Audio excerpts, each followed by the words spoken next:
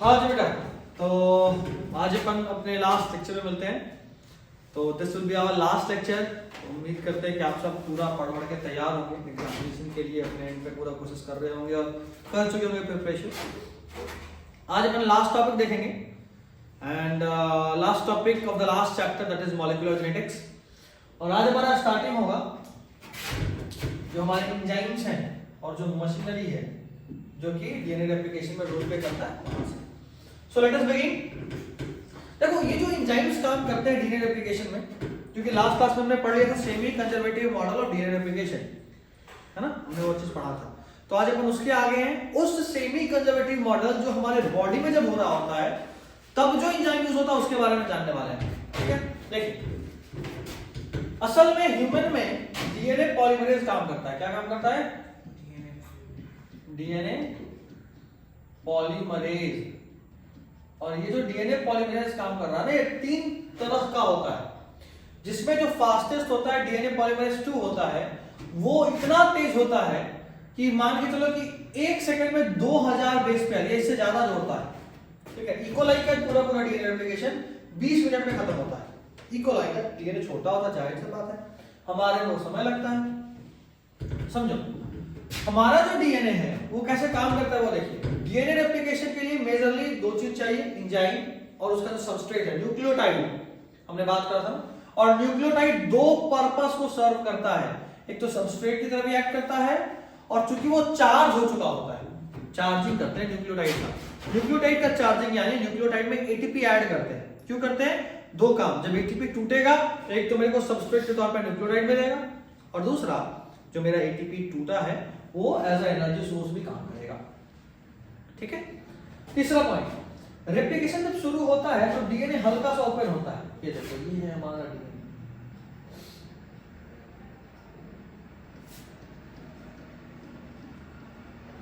और यहां से डीएनए ओपन होना शुरू हुआ है ऐसे। समझने वाला बात आपका ये है कि जहां से डीएनए, देखो ये भी पूरा कभी ज्वाइंट था, ऐसा था, जो कि ओपन हुआ है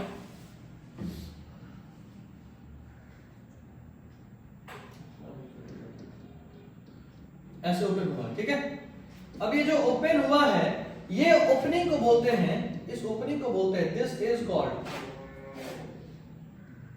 रेप्लिकेशन फॉर्क। क्या बोलते हैं इसको? Replication fork. यह रेप्लिकेशन फॉर्क, छोटा सा ओपनिंग जहां से रेप्लिकेशन स्टार्ट होगा। डीएनए डिपेंडेंट डीएनए पॉलीमरेज, यानी डीएनए को देखकर कॉपी करने वाला enzyme DNA dependent DNA polymerase start करता है, और ये 5' और 3' पे काम शुरू करता है। मान लो ये 5 है और ये 3 है, तो 5 है तो ये क्या होगा, और ये 3 है तो ये क्या होगा, 5'। ये अपन आपको पढ़ा चुके हैं, है ना। अब जरा समझो, डीएनए रेप्लिकेशन 5' से 3' की तरफ होता है। मान लो ये 3 है तो इसका जो अल्टरनेट बनेगा, इसका जो भी अल्टरनेट बनेगा ऐसे, वो कैसा बनेगा? अगर ये 3 है तो ये क्या बनेगा, 5 और ये 3। तो रेप्लिकेशन किस डायरेक्शन में हो रहा है? इसको थोड़ा कलर चेंज ही कर देता हूं, वो ही ठीक है। ये है 5,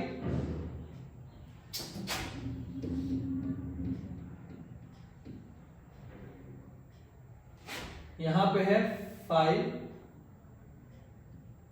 और यहां पे है 3, ऐसा। ठीक है, एक 5 और एक 3। जरा समझना, रेप्लिकेशन किधर हुआ? 5 से 3 की तरफ। रेप्लिकेशन किधर हुआ? 5 से 3 की तरफ। जो रेप्लिकेशन होता है उसका डायरेक्शन होता है 5 से 3, इधर लगातार। इधर वाले में दिक्कत क्या है कि जब थोड़ा सा ओपन हुआ तो एक मेरा यहां पे बना, देखो यहां पे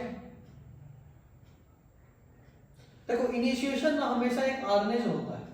ये जो पॉलीमरेज एंजाइम है ये पॉलीमराइजेशन तो कर सकता है, लेकिन कॉपी करने का शुरुआत नहीं कर सकता, पहला न्यूक्लियोटाइड नहीं लगाता है।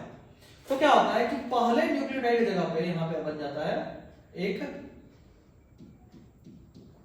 आरएनए। क्या लगता है? आरएनए। इसी तरह एक आरएनए यहां पे लगा शुरुआत करने से पहले, और एक बार जब आरएनए लग गया उसके बाद ये जो पॉलीमराइजेशन है वो इस डायरेक्शन में होगा। ठीक है, अच्छा जाहिर सी बात है 5 तो ये T होगा और यहाँ पे 5' होगा। ठीक है, जब यहां तक ये कॉपी पूरा हो जाएगा और ये भी पूरा होगा तो ये और ओपन होगा, और ओपन होगा तो दूसरा वाला मान लो यहां तक ओपन हुआ, मान के चल हम लोग कि क्या बात है तो साफ हो गया, मान के चल रहे हम लोग कि वो यहां तक ओपन हुआ है, तो क्या होगा ना कि अब अगला यहां बनेगा, ये तो ऐसे कॉपी होता चला जाएगा और ये वाला में एक आरएनए यहां बनेगा, फिर से आरएनए बनेगा और उस आरएनए के अगेंस्ट में फिर से यहां पे पॉलीमराइजेशन होगा। तो एक स्ट्रैंड पे लगातार हो रहा है और एक स्ट्रैंड में देख लो पार्ट वाइज हो रहा है, पार्ट वाइज। एक बार यहां हुआ यहां तक, फिर एक बार यहां हुआ यहां तक, ऐसे पार्ट वाइज हो रहा है। तो एक स्ट्रैंड में वो कंटिन्यूअस है, कैसा है,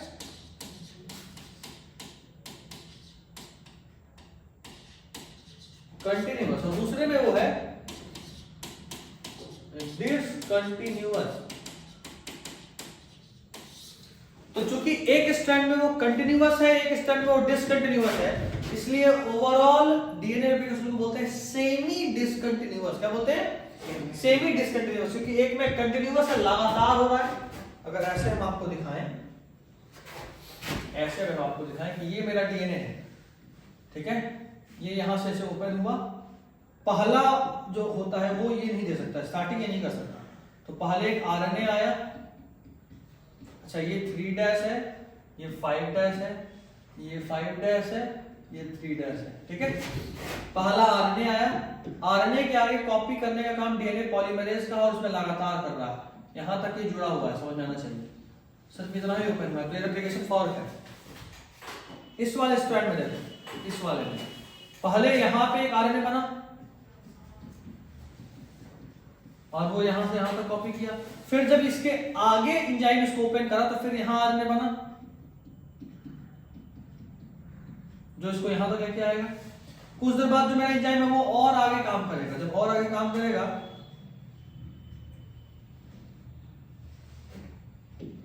तो क्या होगा, अभी और आगे ओपन हुआ, ये वाला फिर से यहां एक आरएनए बनाया और देखो यहां तक हुआ, जबकि इस वाले स्ट्रैंड पे, इस वाले पे ये लगातार है, ओपन होता चला गया और ये से घूमता चला गया, समझ रहे बात। तो एक में लगातार है, इसको क्या बोले, कंटिन्यूअस, और इसको क्या बोले, डिसकंटिन्यूअस। तो ओवरऑल क्या बोल दिए, सेमी डिसकंटिन्यूअस। ठीक है, इसको बोलते हैं रेप्लिकेशन फॉर्म। ठीक है, अच्छा ये सब फ्रैगमेंट के फॉर्म में रेप्लिकेट करना, देख रहे हो, इन फ्रैगमेंट को एक नाम देते हैं, बोलते हैं ओकाजाकी फ्रैगमेंट। क्या बोलते हैं, ओकाजाकी फ्रैगमेंट, ओकाजाकी फ्रैगमेंट। समझ रहा बात। एक पे कंटिन्यूअस, किस पे कंटिन्यूअस है, पेरेंटल 3 से 5, और जो प्रोजनी है उसका 5 से 3 की तरफ कंटिन्यूअस है, डिसकंटिन्यूअस किधर है, पेरेंटल 5 से 3, और जो ऑफस्प्रिंग है उसका भी कितना, 5 से 3 ही। ऑफस्प्रिंग का हमेशा 5 से 3 की तरफ ही होता है रेप्लिकेशन। ठीक है, अब समझो, हर एक फ्रैगमेंट को क्या बोल रहे हैं, ओकाजाकी फ्रैगमेंट। डीएनए जब ओपन हो गया तो उसको क्या बोल रहे हैं, रेप्लिकेशन फॉर्क। क्या बोलते हैं, रेप्लिकेशन फॉर्क। चलिए देख लीजिए बस, और कुछ नहीं। Overall DNA dependent DNA polymerase है जो कि 5 से 3 की तरफ करता है। तो एक स्ट्रैंड पे, टेम्पलेट स्ट्रैंड पे रेप्लिकेशन इज कंटिन्यूअस और दूसरे पे, अदर पे क्या है, डिसकंटिन्यूअस। तो डिसकंटिन्यूअस, अच्छा ये जो डिसकंटिन्यूअस है ना, ये जो अलग अलग बना है, बाद में अंत में क्या करेंगे कि यहां पे डीएनए पॉलीमरेज 3 यूज करेंगे जो रिपेयरिंग करेगा। ठीक है, तो इस आरएनए को काट के हटा देगा। देखो स्टार्टिंग में आरएनए डाले थे, उसको काट के हटाएगा और जो दोनों पार्ट ऑफ डीएनए है उसको डीएनए लाइगेज से जोड़ देगा। किससे जोड़ेगा? अबे ये तो पढ़ा ही होगा ना, लाइगेज हर जगह जोड़ता है, यहां भी जोड़ेगा। तो डीएनए लाइगेज से जोड़ दिया तो ये पूरा विभाग में अंत में एक सेगमेंट बन गया। ठीक है। ड्यूरिंग रिकम्बिनेंट डीएनए में ऑरिजिन ऑफ रेप्लिकेशन होगा, जाहिर सी बात है। तो रिकम्बिनेंट डीएनए यानी आप दो सोर्स ऑफ डीएनए को जोड़कर एक डीएनए बना रहे हो, तो उसमें एक तो ओरिजिन होगा जहां से वो स्टार्ट होगा रेप्लिकेट करना। ठीक है। अच्छा, डीएनए रेप्लिकेशन हमेशा एस फेज में होता है, सेल साइकिल के एस फेज में। हम लोग पढ़े हुए cell cycle, S phase, M phase, है ना, G phase, G zero, G one, G two, ये एस फेज में होता है।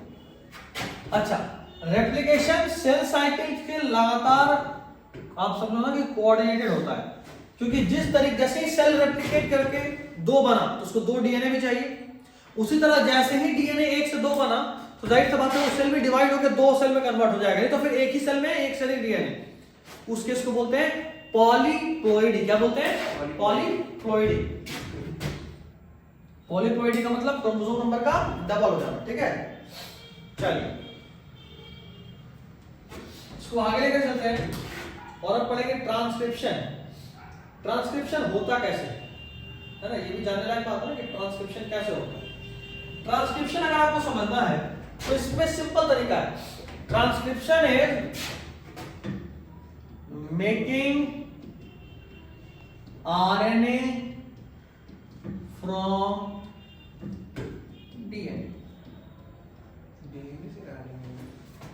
हाँ, डीएनए से आरएनए का बनना ही ट्रांसक्रिप्शन है, making of RNA from DNA. ठीक है।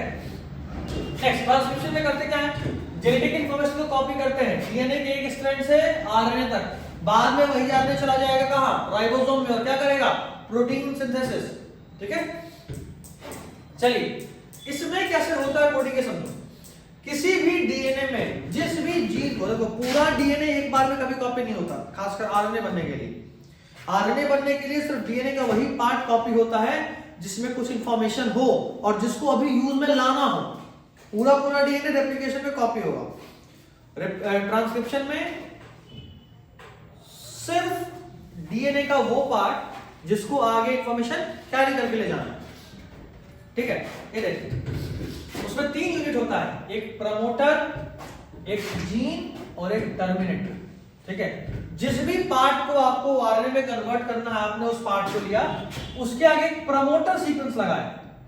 प्रमोटर सीक्वेंस वो सीक्वेंस होता है जिससे कि एंजाइम ये जान पाए कि यहां से कॉपी करना शुरू करना है, क्योंकि डीएनए तो बहुत बड़ा है। ऐसे मान लीजिए मेरा डीएनए इतना बड़ा था और मुझे ये पता है कि मेरा जो जीन है ना वो सिर्फ यहां है, इतने में।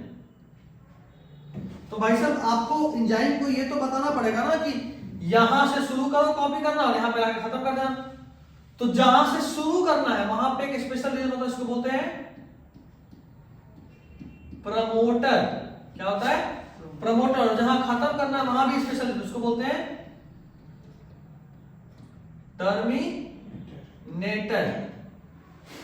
ठीक है।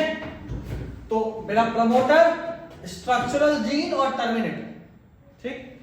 अब डीएनए का 2 स्ट्रैंड है, देखो एक स्ट्रैंड इधर और एक स्ट्रैंड इधर, एक 5 से 3 और एक दूसरा 3 से 5। ठीक है। समझना समझना समझना। एक को बोले हैं टेम्पलेट स्ट्रैंड और एक को बोले हैं कोडिंग स्ट्रैंड। जब आरएनए बनता है ना तो वो इसको देख के बनता है। यहां पे जो कोडिंग है ना,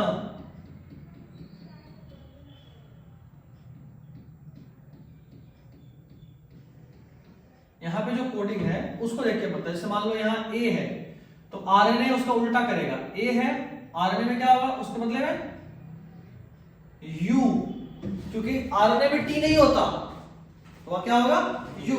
मान लो यहां जी है तो जी का उल्टा यहां क्या होगा? सी। तो ऐसे कोडिंग होता है। अब खास बात यह कि जिसको देख के कोड कर रहे हैं उसको बोलते हैं टेम्पलेट। समझो फिर से शुरू से।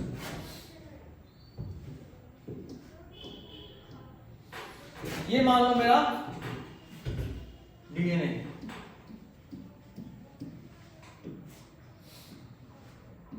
AGGTC, ए के बदले यहाँ क्या होगा TCCAG, ऐसा है। ये मेरा 5 से 3 डैश, ये मेरा 3 से 5 डैश। मान लो हम कह रहे हैं कि ये मेरा टेम्पलेट है, क्या है टेम्पलेट, और जैसा आपको बताया कि आरएनए जो बनता है उस टेम्पलेट को देख के बनता है। चलो तो ये रहा मेरा आरएनए। चलिए एक को देखते हैं क्या आएगा, ए के बदले टी होना चाहिए कॉम्प्लीमेंट्री, लेकिन आरएनए ये क्या है आरएनए, आरएनए में टी की जगह पे क्या होता है यू, सी के बदले सॉरी जी के बदले सी, जी के बदले सी, टी के बदले ए और सी के बदले जी। देख रहे हो, ये मेरा टेम्पलेट स्ट्रैंड था, टेम्पलेट स्ट्रैंड से हमने आरएनए बनाया। खास बात ये है कि ये जो आरएनए का कोडिंग है ना वो इसका एकदम सेम टू सेम है। देखो खाली टी के बदले यू है, बाकी सब सेम है, देख रहा है। तो चूंकि इसका वाला और इसका वाला कोडिंग सेम होता है इसलिए इसको क्या बोलते हैं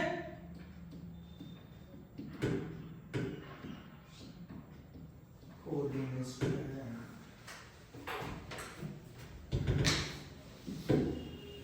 तो जिसको कॉपी करे वो टेम्पलेट, और जिसको कॉपी नहीं करे वो कोडिंग, जिससे कोड नहीं है उसको क्या बोले कोडिंग, क्योंकि वो सेम टू सेम।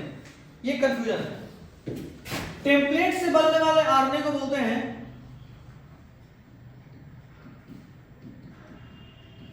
टेम्पलेट से बनने वाले आरएनए को क्या बोलते हैं सेंस आरएनए। अगर मान लो इस वाले स्ट्रैंड का भी आरएनए बना दें तो उसको बोलेंगे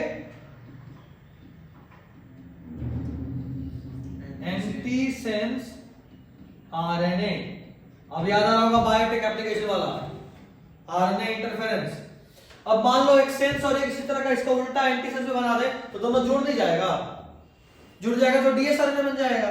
और डीएस आरएनए हम लोग जानते हैं कि आरएनए एसएससी यूज में आता है, डीएस यूज में नहीं आता, तो बात बेकार हो जाएगा। चलिए आगे देखिए। इस बार जो मेरा एंजाइम है उसका नाम है DNA dependent RNA polymerase. DNA को देख रहा है और बना क्या रहा है आरएनए। ये भी 5 से 3 की तरफ कैटेगराइज करता है, ये वाला कैटेगराइज, ठीक है।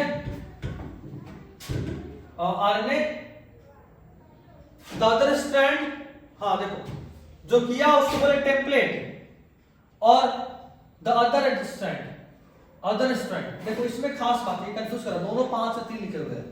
लिखा है कि वो डीएनए का पार्ट जिसमें 5 से 3 कोडिंग करे, यानी 5 से 3 कोडिंग कौन करेगा, जो खुद 3 से 5 होगा, 3 का उल्टा क्या बनेगा 5। तो देखो यही टेम्पलेट है, टेम्पलेट स्ट्रैंड दिख रहा है,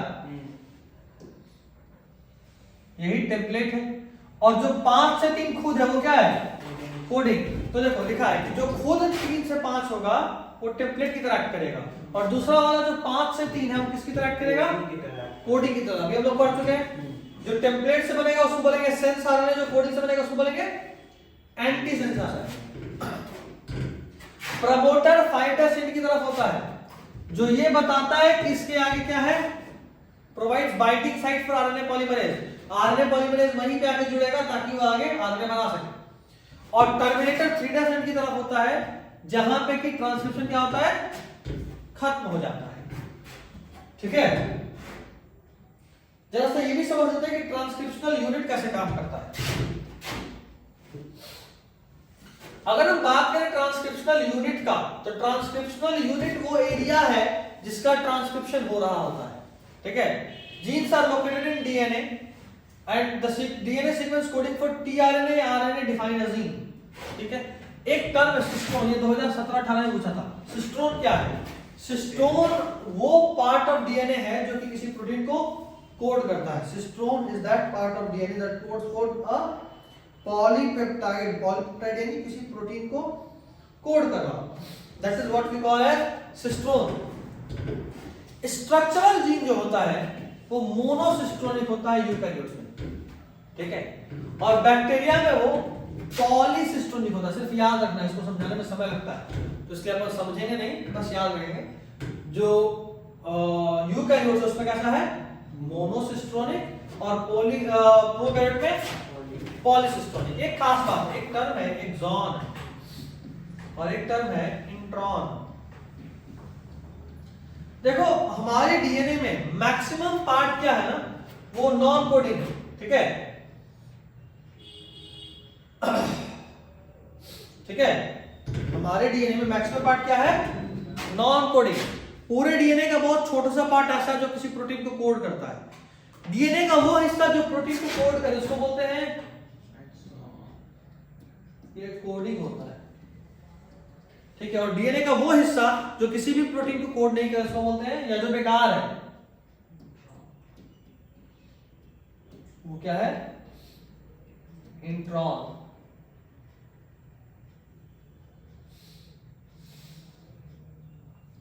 एक बात समझो, बड़ा सिंपल चीज है। ऐसे सोचो कि हमारा डीएनए में मैक्सिमम पार्ट ऐसा है जो कोडिंग नहीं कर रहा, तो जब आरएनए बनता है ना तो डीएनए के वो सारे पार्ट को काट के हटा देते हैं, डीएनए के वो सारे पार्ट को काट के हटा देते हैं जो कोडिंग नहीं करता, और जो कोडिंग करता है सिर्फ उसी को रखते हैं। ये हमारे आरएनए का स्पेशल प्रोसेस है, प्रोसेस ऑफ ट्रांसक्रिप्शन। प्रोसेस तुमको पढ़ना है, देखता हूं एक बार तुमको पढ़ना है कि नहीं।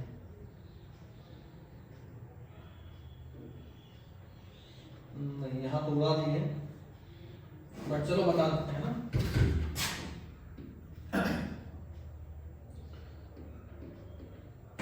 मान लो ये कोई डीएनए है,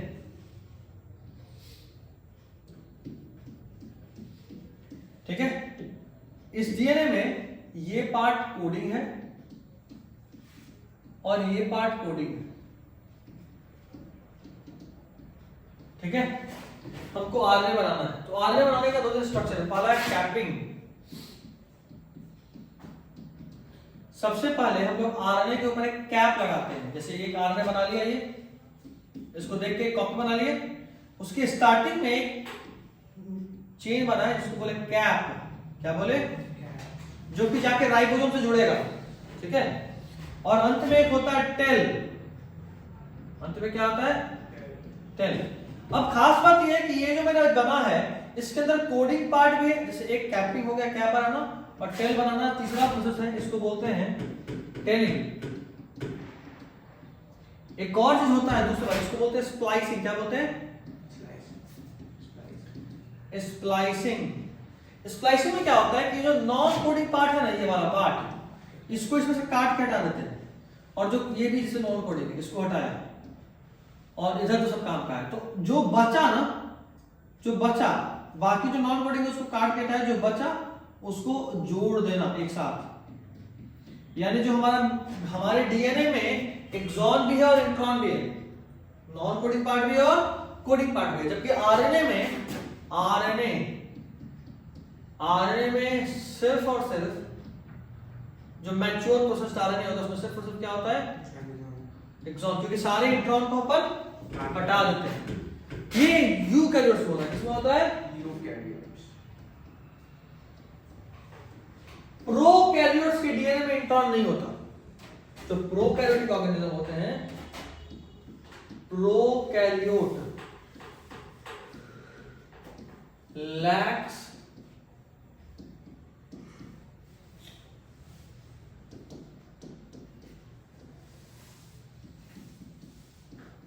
इंट्रॉन इन डीएनए। प्रोकैरियोट में डीएनए नहीं होता, ये खास बात याद रखिएगा।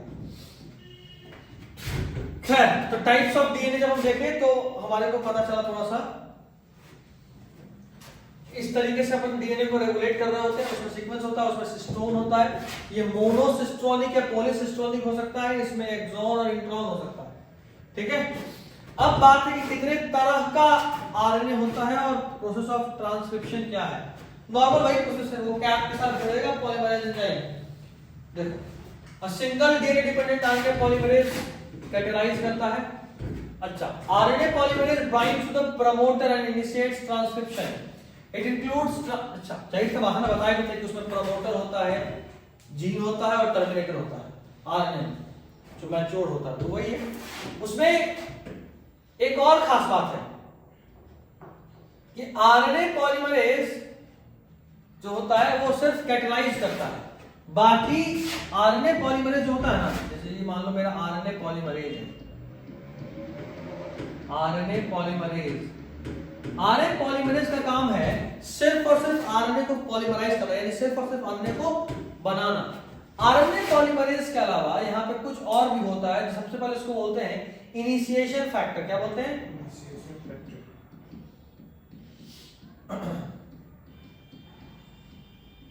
Initiation factor.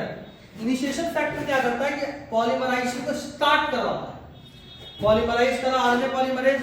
और एक होता है टर्मिनेशन या रो फैक्टर, जिसको बोलते हैं ना, टर्मिनेटर होता है। टर्मिनेटर आगे आप पढ़ोगे, रो फैक्टर, सिग्मा फैक्टर, बहुत सारे फैक्टर्स हैं। पढ़ोगे क्या, मतलब अब तो नहीं, डिटेल में मैंने पढ़ा है, अभी काम नहीं है इसका, ठीक है। अंत में टर्मिनेटर होता है जो कि इस पूरे प्रोसेस को अलग कर देता है। 3 तरह का आरएनए पॉलीमरेज होता है, आरएनए पॉलीमरेज 1, आरएनए पॉलीमरेज 2 और आरएनए पॉलीमरेज 3, ठीक है। और उन सबका काम बटा हुआ है, कौन सा किस आरएनए को करेगा पॉलीमराइज वो देखना है, ठीक है। स्टार्टिंग में अगर हम लोग बात करें, बिल्कुल स्टार्टिंग में, तो स्टार्टिंग में जो ट्रांसक्रिप्ट बनता है, अगर हम बिल्कुल प्राइमरी देखें तो उसको सब स्प्लाइसिंग, अच्छा लिखा तो है, स्प्लाइसिंग करते हैं। स्प्लाइसिंग में क्या करते हैं, सारे इंट्रॉन को काट के हटाए हैं, देख रहे हो, और एक्सॉन को आपस में जोड़े हैं, ठीक है। इसके बाद जो आरएनए बनता है वो एकदम ताजा होता है, उसको बोलते हैं एचएनआरएनए। क्या बोलते हैं? है ना, heterologous nuclear RNA. Heterologous nuclear RNA hnRNA का फुल फॉर्म है नहीं, चलो इसको बोलते हैं, जो नया एकदम ताजा आरएनए बना जस्ट, उसको बोलते हैं heterologous nuclear RNA. Heterologous nuclear RNA काम क्या है एचएनआरएनए का? एचएनआरएनए का सिंपल काम है कि बस अभी बना है, ये मैच्योर आरएनए नहीं है, इसको अपन यूज नहीं कर सकते। ये एचएनआरएनए को पहले करते हैं स्प्लाइसिंग और कैपिंग, टेलिंग। स्प्लाइसिंग तो पहले कर दिए, स्प्लाइसिंग करने के बाद जो बना उसको बोले एचएनआरएनए। उसके बाद उसमें होगा capping and telling. Capping and telling क्या था बताया, पहले कैप बनाते हैं फिर टेल बनाते हैं। कैप जहां से जुड़ेगा राइबोसोम से और टेल जहां से वो अलग होगा, ठीक है। कैपिंग में देखो एक न्यूक्लियोटाइड जोड़ना है, मिथाइल गुआनोसिन ट्राइफॉस्फेट 5' पे एचएनआरएनए, यानी इसके आगे कैप जोड़े 5' यानी आगे, और टेल जोड़ते हैं and adenylate residue is added to 3' इधर क्या जोड़े टेल।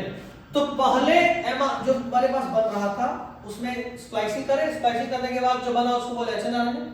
एचएनआरएनए में कैप और टेल जोड़ दिए, और जब सब जुड़ गया तो उसको बोले मैच्योर मैसेंजर आरएनए। क्या बोले? मैच्योर एमआरएनए, क्योंकि वो मैच्योर हो गया, ठीक है। तो ये बात आपको ध्यान रखना है, ये वाला जो है वो ट्रांसक्रिप्शन में यूज होगा, ठीक है। चलिए अब हम लोग बात करेंगे, इससे पहले कि ये जाने कि ये आरएनए से प्रोटीन कैसे बनेगा, एक चीज जानना हमें, वो है जेनेटिक कोडोन। जेनेटिक कोडोन जानने से पहले इसका थोड़ा सा बेसिक जानते हैं। जेनेटिक कोडोन 3 के ग्रुप में होता है, उसको बताए थे जॉर्ज गैमेमो, ठीक है। उसके अलावा कुछ साइंटिस्ट, जैसे एक साइंटिस्ट है हरगोविंद खुराना, ये इंडियन थे, इंडियन अमेरिकन साइंटिस्ट।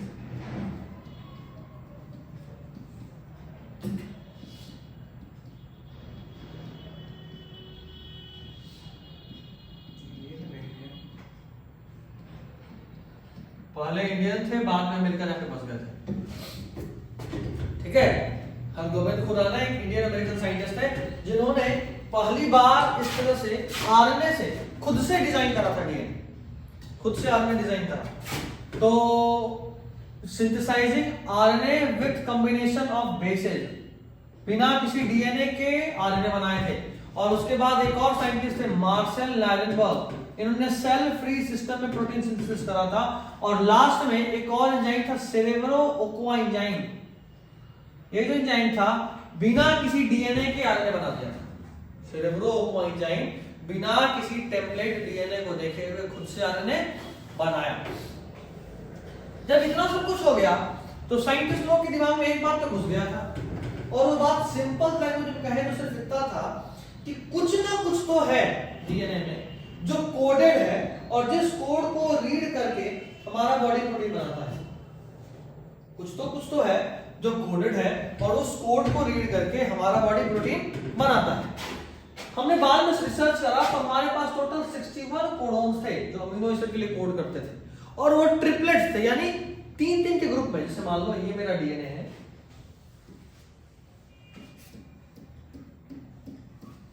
मान लो यहाँ है A T T C C G A T, ऐसा है। तो इसका मतलब पता है कैसे निकलेगा?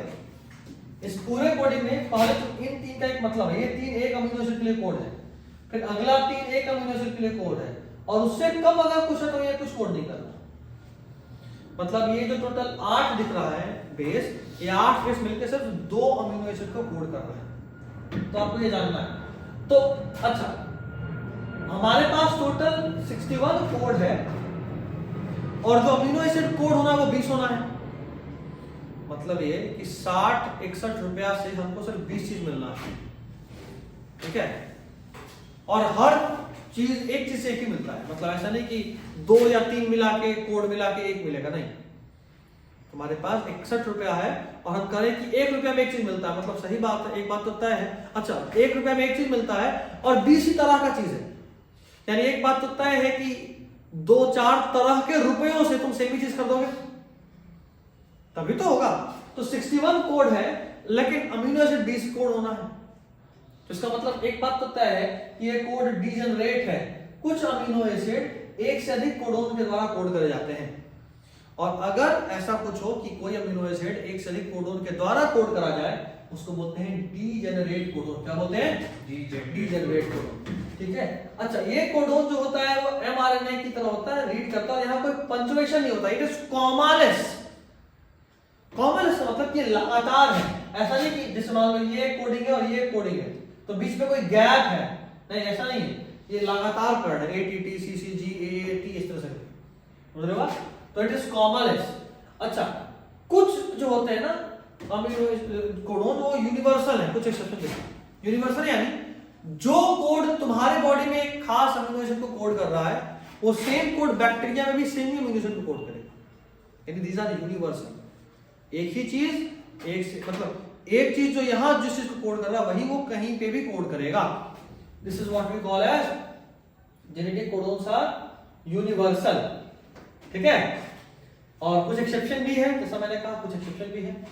अच्छा, कुछ चीज इनिशिएटर और टर्मिनेटर की तरह काम करता है, मतलब स्टार्टिंग करेगा और कुछ है जो अंत करेगा, इसलिए इनको पंक्चुएशन कोडोन में क्या बोलते हैं? क्या बोलते हैं?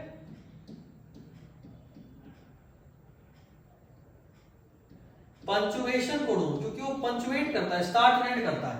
जैसे AUG हमेशा स्टार्टिंग करेगा, यानी अगर इसको कोडिंग होना है ना तो स्टार्टिंग में इसके आगे एक ऐसा भी होगा ही होगा पक्का,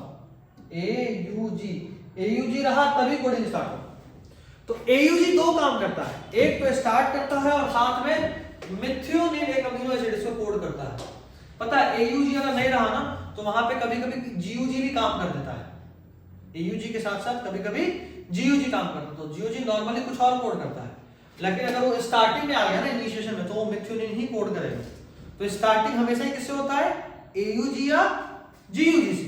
नॉर्मली AUG, एक्सेप्शनली GUG भी कर सकता है, ठीक है।